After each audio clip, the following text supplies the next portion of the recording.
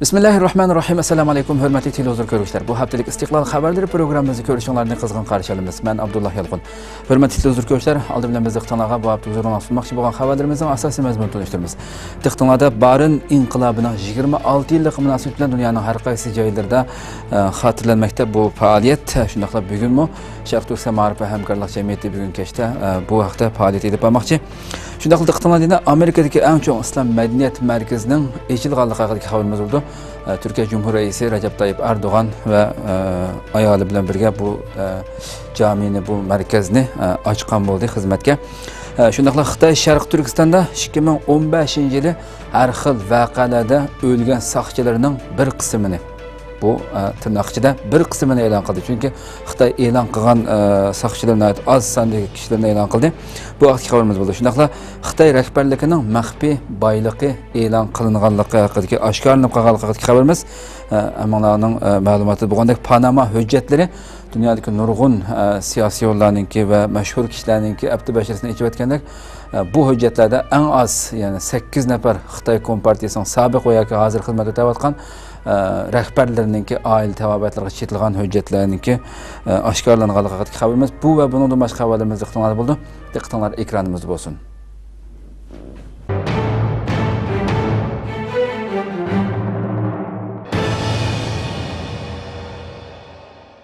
Barın inqilobi dunyoning har qaysi joylarida xotirlanmoqda. Barın qurolliq inqilobining 26 yillik munosabati bilan dunyoning har qaysi joylarida muhojirat yashayotgan Uyg'urlar har xil shakldagi xotirlash faoliyatlarini olib bordi. Bu yil 1990-yili 4-oyning 5-kuni boshlangan Barın qurolliq inqilobining 26 yilligi. Bu munosabat sababli dunyoning har qaysi joylarida muhojirat yashayotgan Uyg'urlar o'zlari turishliq joylardagi Uyg'ur tashkilotlarining o'rinlashtirishi bilan har xil shakldagi xotirlash faoliyatlarini olib bordi. Ham bu faoliyatlar davomlashmoqda.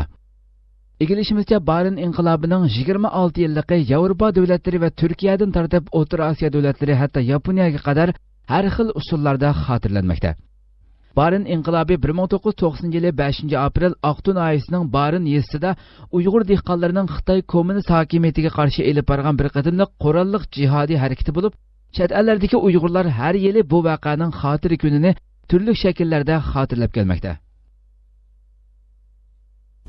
Amerikadagi eng chong islom madaniyat markazi ishga kirishdi. Amerikadagi eng chong islom madaniyat markazi bo'lgan Amerika Diyonat markazi Turkiya Cumhuriyeti Reisi Recep Tayyip Erdoğan va Amerikadagi har millat, har xil irqdan bo'lgan minglagan musulmonning qatnashishi bilan yopiq ochilib ishga kirishtirildi. Amerika poytaxti Washingtonga qo'shni bo'lgan Maryland shtatidagi Amerika bo'yicha eng chong masjid shundaqla tunji turk islom organi bo'lgan Diyonat islom madaniyat markazining ochilish marosimi 2-aprel o'tkazildi. Türkiye Cumhuriyeti Devlet Reisi Recep Tayyip Erdoğan rafiqasi Amina Erdoğan xonim bilan ochilish murosimiga alohida qatnashib lenti kesdi va peshin namozini murosimiga qatnashgan necha minglagan musulmonlar bilan birga o'tdi. Namozdan keyin Erdo'g'an o'zi qiroat qildi. Butun jamoat bilan birlikda duo qilgandan keyin atrofiga o'lashgan musulmonlar bilan qo'l elishib ko'rishib xotira suratga tushdi. Murosimga Türkiye Cumhuriyeti Reisi Recep Tayyip Erdoğan ve onun rafiqasi Türkiye'nin bir kısım muhim hükümet erbapları Türkiye Devletlik Diyanet İşleri İdarəsinin başlığı Doktor Mehmet Görmez, Amerika'daki Türk cemaati ve Uygurlarını öz içine algan 1000'den artık Müslümanlar iştirak kıldı. Mehmet Görmez ve Erdoğan içiliş nutku sözüldü. Amerika'daki Diyanet İşleri Merkezi'nin kuruluşu Türkiye Dini İşler Başkarması'nın yardım bilen 2013 yılı başlanılan. Bu merkez Amerika paytaxtı Washington'a yakın bolgan Maryland ştatının Lanham rayonuna joylashgan. Türkiye Dini İşler İdarəsinin qarmağıdaki bu caminin uludaki tunji taşni Türkiye Cumhuriyeti Reisi Erdoğan özü qoygan. Türkiye Cumhuriyeti bu merkezning qurilishi uchun 110 milyon dollar mablag' ajratgan bo'lib, cami 16 asrdagi Osmanlı binokorlik uslubining o'rnaklari asosida Türk me'morchilik san'ati namoyon qilingan asosda barpo qilingan. Camining ko'lami 1879 kvadrat metr bo'lib, 3000 kishi bir vaqtda namoz o'qiy oladi. Cami ostida 300 kvadrat metrlik islom yodikorliklari muzey joylashgan. Bu markaz camidan boshqa madaniyat markazi, kutubxona, faoliyat va ziyofat zali, muzeyxona, mehmonxona va an'anaviy turk hammomlari qatorliqlarni o'z ichiga oladi. Madaniyat markaziga qarashliq islom tadqiqotlari markazi bo'lsa, oliy maktab, magistrlik va doktorlikda o'qish uchun Turkiyadan Amerikaga kelgan o'quvchilarga maslahat berish, yosh o'smirlarga diniy ta'lim-tarbiya elib berish ishlarini elib boradi ekan. Bu markaz islom dinining asosliq manbalariga asosan davlat tavalliki, irq yoki millat, til ayirmagan holda Amerikadagi musulmonlarni to'g'ri va kundalik uchurlar bilan ta'minlash, e'tiqod, ibodat, axloq prinsiplarida rahbarlik qilish, adolat, tinchlik, qarindoshlik munosabati o'rnatishni ishga oshirishni nishon qildi ekan.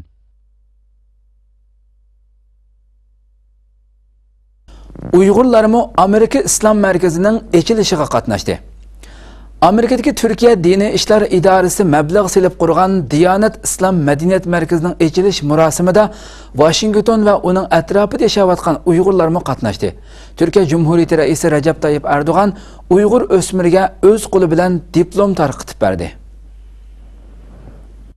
Amerikadagi Turkiya diniy ishlar idorasi mablag' selib qurgan Diyonat islom madaniyat markazining echilish murosimiga Washington va uning atrofida yashayotgan Uyg'urlarmi qatnashdi.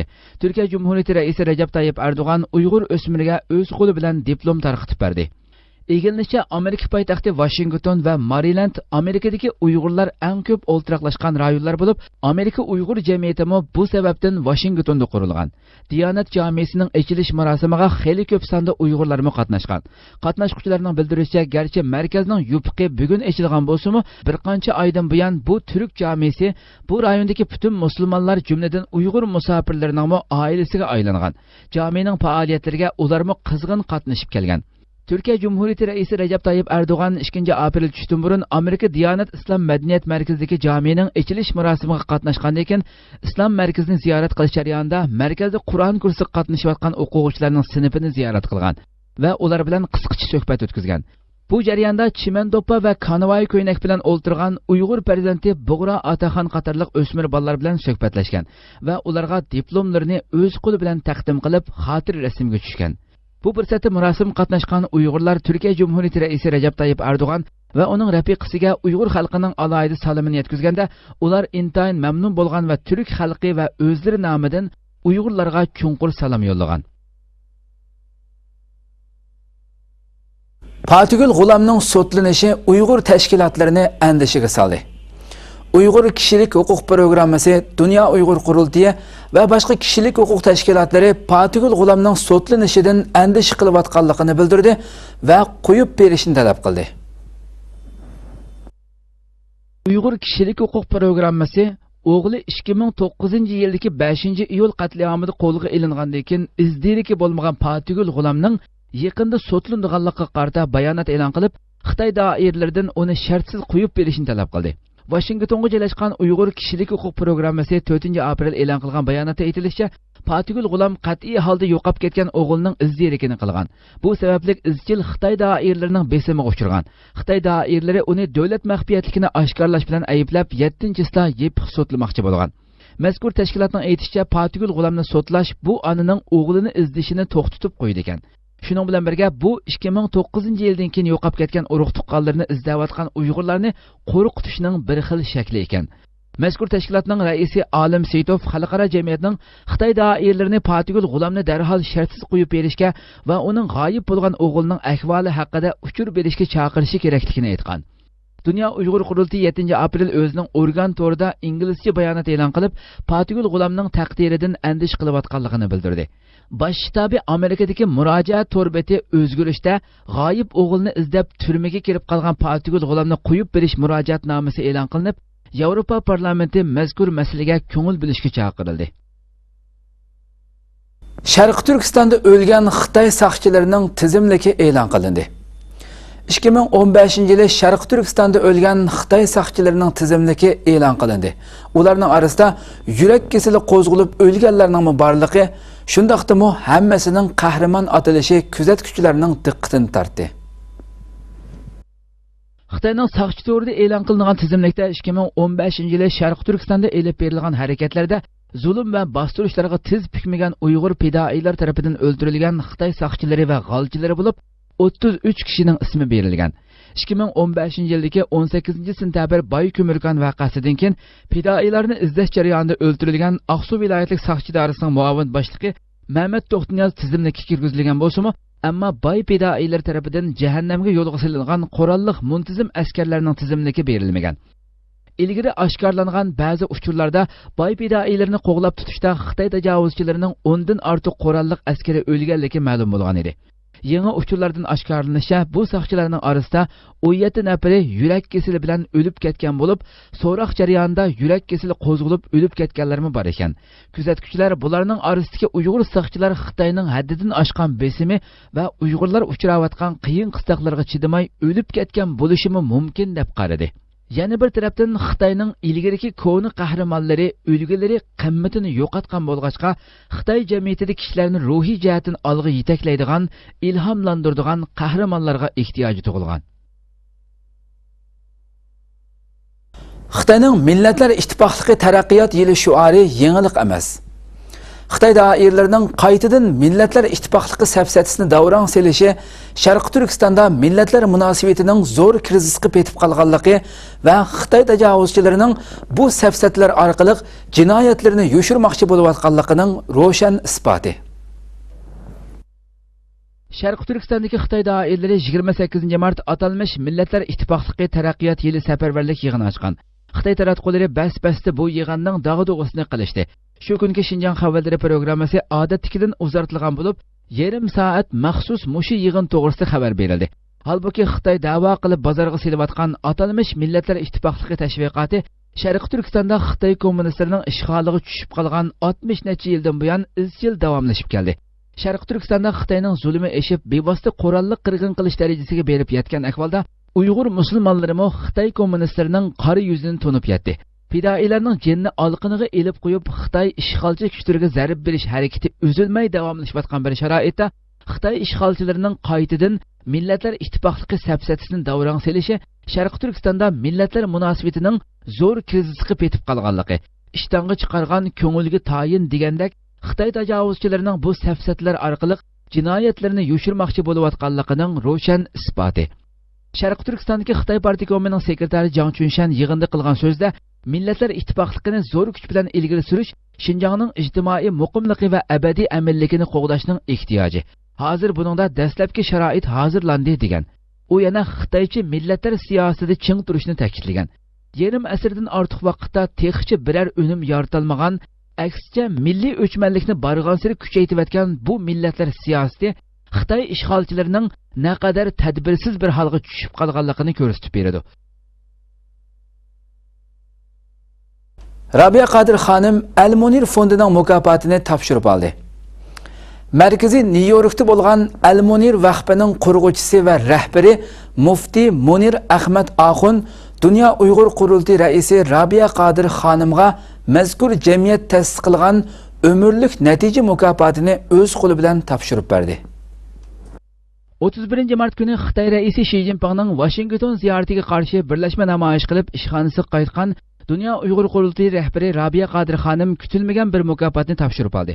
Shu kuni tushdan keyin Rabia Qadir xonim markaziy Nyu-Yorkdagi Al-Munir vaqfining qurg'uvchisi va rahbari Mufti Munir Ahmad Axun va uning 2 nafar yordamchisini o'z ishxonasida qizg'in kutib oldi. Mufti Munir o'zini "Men Uyg'ur, tigim Xotandan. Men bugun vatandoshlarim, yurtdoshlarim bilan bo'lgan uchrashishdan o'zimni bak faxrlik his qilaman" deb tunishtirganda, Rabia Qadir xonim o'zining bu kutilmagan mukofotga qaraganda bugungi bu yurtdoshlik uchrashishidan bakrak iftixorlanganligini bildirdi. Tashkilot raisi Mufti Munir Ahmad bu tashkilot tarafidan ta'sis qilingan umrlik natija mukofotini o'z qo'li bilan Rabia Qadir xonimga topshirib berish fursatiga muyassar bo'lganligidan faxrlanganligini bildirdi. Ularning tushuntirishicha, Al-Munir vaqfi musulmon ahliga xizmat qilishni maqsad qilib 2010-yili qurilgan bo'lib, jamiyat Amerika va dunyo miqyosida musulmonlarning islom ma'rifini kuchaytirish, da'vat, musulmonlarning o'rni va haq-huquqlarini, ijtimoiy farovonlik, ma'rif ishlarini ilgari surishni maqsad qilgan ekan. Jamiyatning Amerikaning o'zida 10 mingdan ko'p jamoati va agash kuchlari bor bo'lib, jamiyat raisi Mufti Munir Ahmad bo'lsa, Amerikada va islom dunyosida tunilgan hurmatga sazovor islom olimlaridan ekan. Uning bir qancha diniy kitoblaridan boshqa Rayhon va Akbari jahon televiziya kanallarida maxsus islom dini da'vat va savod programmasi bor ekan. Gollandiyadagi Ozarbayjonni qo'llash namoyishiga Uyg'urlar qatnashdi. Gollandiya ve Azerbaycan Türk Medeniyet Cemiyeti tarafından uyuşturulgan Azerbaycan'ı qo'llash namoyishiga Gollandiyadagi Türkler bilan birga Uyg'urlar mı iştirak qildi? Gollandiyadagi Yevropa Sharq Turkiston ma'rif jamiyatidan Husayn Tajalli apandining bildirishicha, mazkur jamiyatdami jamiyat raisi Isa Qari boshliq bir nechalar bu kungi Azerbaycanni qo'llash namoyishida qatnashgan. 7 aprel Gollandiyaning Hagvey shahridagi Armeniya elchixonasi oldida o'tkazilgan namoyishda Azerbaycan ve Türk bayrog'i bilan birga Sharq Turkistonning ayoltuzliq ko'k bayrog'i o'rin olgan. Namoyishchilar qo'llarida Armeniya ishg'oli to'xtatilsin, Qarabog' Azerbayjonningdir degan mazmundagi shuarlarni to'g'lagan.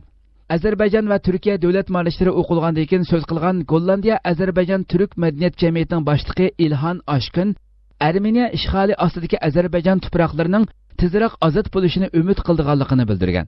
Oxirida Armeniya elchixonasining oldiga qora gulchambarak qo'yilgan. Pochta sanduqiga ishg'olning to'xtatilishi mazmun qilingan xat qo'yilgan. Erdoğan Yevropa va'dasida turmasa bizmi kelishimni ijro qilmaymiz dedi. Türkiye Cumhuriyeti Reisi Recep Tayyip Erdoğan Yevropa İttifakı va'dasini o'rindamagan taqdirda 18 martda hosil qilingan musofirlarni qaytirib elish kelishimini Türkiye'ning ijro qilmaydiganligini aytdi. Türkiye Avazi Radyosu'nun haberde bildirilishicha, Türkiye Cumhuriyeti Reisi Recep Tayyip Erdoğan Yevropa İttifakı tashlashi kerak bo'lgan qadamlarni tashlamasa, kelishimning mening tasdiqimdan o'tadigan modellari tasdiqlanmaydi. Chunki hamma ish kelishimning tekstida nima bo'lsa shuningga qarab bo'ladi dedi. Erdoğan saqchi tashkiloti qurilganligining 171-yilini xotirlash faoliyati munosabati bilan Cumhur Raislik sarayida saqchilarga so'z qildi. 18 martda hosil qilingan kelishimning eng muhim nishonining Ege dengizidagi odam o'lish ahvollarining oldini olish va qonunsiz ko'chmanlikning qonuniy ko'chmanlikka aylantirilishidan iborat ekanligini eslatib o'tgan Cumhur Raisi Erdo'g'an, qabul qilingan har bir qonunsiz ko'chmanning o'rniga Turkiya mehmon qilayotgan bir Suriyalikning qonuniy yo'llar orqali Yevropa Ittifoqi davlatlariga o'rinlashtirilishining kapolatga ega qilinganligini bildirdi. Bu almashtirish son 72 mingga yetkishi davomlashadi degan Erdo'g'an, uningdan keyin Yevropa Ittifoqi bilan qaytadan muzokara o'tkazilganligini eskartdi. Yevropa Ittifoqining Turkiyadagi Suriyaliklarning ehtiyojlarini qamdash uchun jami 6 milliard yevro pul berishini va'da qilganligini qayd qilgan Erdo'g'an, aslida Yevropa Ittifoqi tashlagan bu qadamlar orqali texmi burun qilishi kerak bo'lgan mas'uliyatni ozroq bo'lsa-mu o'rindigan bo'ladi. Lekin shundoq bo'ldi demayapman dedi. Cumhur Reis Erdo'g'an so'zlarini davomlashtirib, Yevropa Ittifoqi kelishimiga rioya qilmasa Turkiyami ijro qilmaydi dedi. Erdo'g'an yana Türkiye avatilgan barliq musofirlarni qabul qilarmish, bir tangpung rayonga qaytarmish degandek so'zlar orqali ansizlik paydo qilishga urinayotganlarning barligini eskartib, buning mumkin emasligini, chunki qaytirib elishning munosabatlik davlatning ma'qulligi bilan ishga oshirilganligini so'zlariga ilova qildi. Azerbaycan ve Ermeniya arasında yeniden qurolliq to'qinish yuz berdi. Azerbaycan bilan Ermeniya arasida 1994-yil e'lon qilingan urush to'xtatish kelishimidan buyangi eng cho'ng to'qinish yuz berdi. Azerbaycan bir necha qitim urush to'xtatganligini e'lon qilgan bo'lsa-mu, lekin to'qinishlar yanada davomlashdi. Ermeniya bilan Azerbaycan arasida 1980-yilning oxirlarida boshlagan to'qinishlar Sovet ittifoqi yemirilgandan keyin urushga aylangan. Urush 1994-yili oxirlashgan.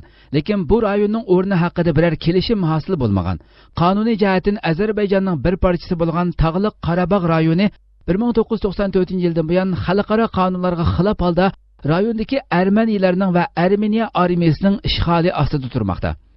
2 aprel shanba kuni rayonda yangidan boshlangan to'qinishlarda ikki tarafdan nurg'un askar talafotga uchradi.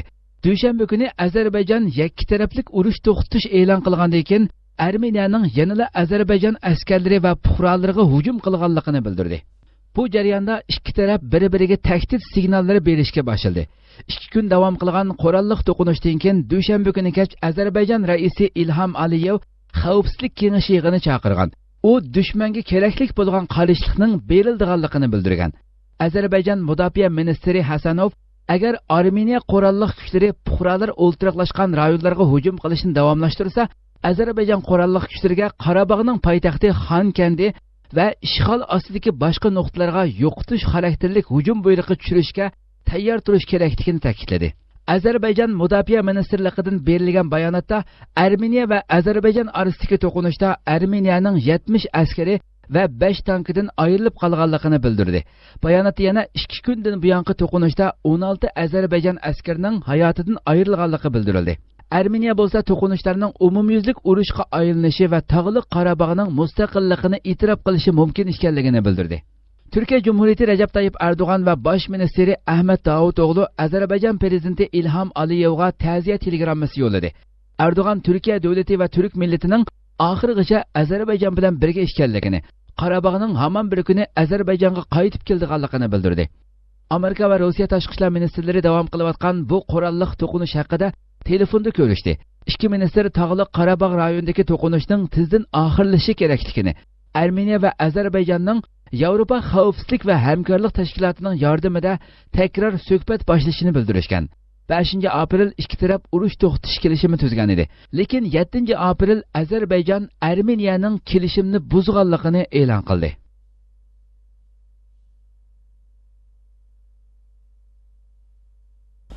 Xitoy rahbarlarining maxfiy boyliklari oshkorlandi.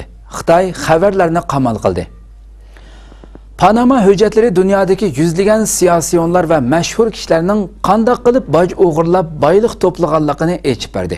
Hujjatlarda kam deganda 8 nafar Xitoy Kompartiyasi Markaziy komitetining sobiq va hozir vazifa o'tayotgan doimiy hay'atining oila tavobiatlari bor. Panama hujjatlari dunyodagi yuzlagan siyosiyonlar va mashhur kishilarning qanday qilib boj o'g'irlab boylik to'plaganligini aytib berdi. Xabarlarda aytilishicha, hujjatlar kam deganda 8 nafar Xitoy Kompartiyasi Markaziy komitetining sobiq va hozir vazifa o'tayotgan doimiy hay'atining oila tavobiatlariga chetildi ekan.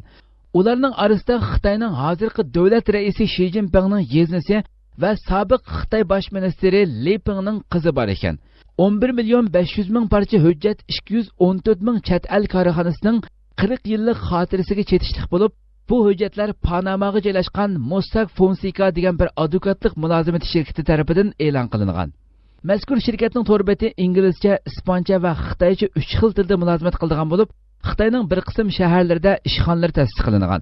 Janubiy Germaniya gazeti xalqaro tekshirish doklati muxbirlari ittifoqi hambaharlagan Panama hujjatlariga eng burun erishgan bo'lib, bu hujjatlar yer sharidagi taxminan 140 siyosiy shaxsga chetilgan. Ularning orasida 12 nafar sobiq va hozir vazifa o'tayotgan davlat boshlig'i bor ekan.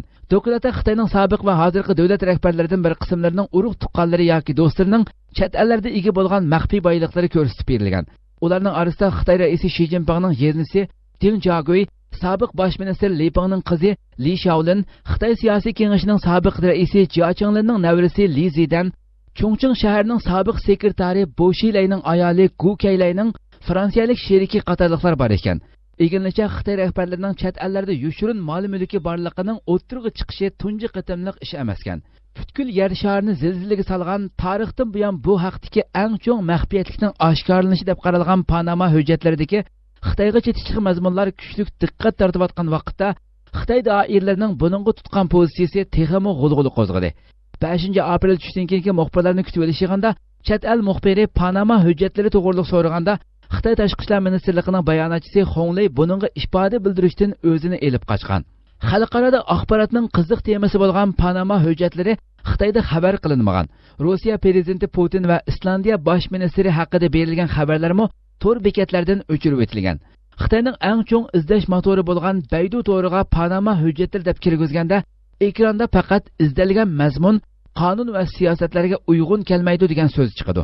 Kuzatuvchilar Xitoy rahbarlarining maxfiy boyliklarining oshkorlanishi Shi Jinping elib berayotgan chiriklikka qarshi turish harakatining amaliyotda huquq talish ko'rishi ekanligini isbotlab berdi ham qora ko'langa tushirdi deb qaradi. Hurmatli televizor ko'ruvchilar, shuna qilib bu haftalik Istiqlol xabarlari programmamiz bu yerda oxirlashdi. Kelar qatimgi programmamizda ko'rishguncha sizlarni Janobi Allohga topshiramiz. Xabarimizning oxirida ekran orqasidagi barliq qarindoshlarimizga ko'pdan ko'p rahmat aytaman. Assalomu alaykum va rahmatulloh.